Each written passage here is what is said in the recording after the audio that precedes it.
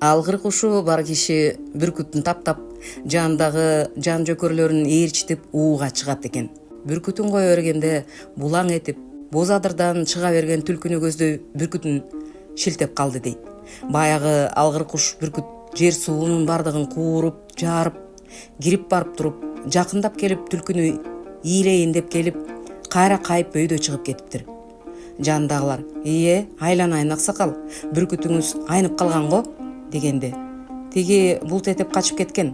Жылт эткен жаныбар бул түлкүнүн калтары турбайбы? Асылга асыл тийбейт. Бул кыраан кушта, кыраан түлкүнүн кыраанына да тийбейт. Бирин бири аздиктешет, сыйлайт. Мына, булт этип качкан калтарга кол салган жок. Асылга асыл тийбейт деген экен. Жер бетинде жашаган тирүү жандыктын бардыгы өзгөчө сапатка ээ болгондорун сыйлап, кол салбаганы бул табиятынан келе жаткан көрүнүш. Бүркүт кыраан куш болуп саналат. Аны куштун сырттаны деп да коюшат.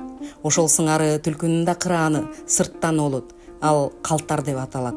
Калтар түлкүнүн жүнү жалтырап, териси өтө баалуу болуп саналат. Сүйүнбек Касманбетов, Нарк Куржун.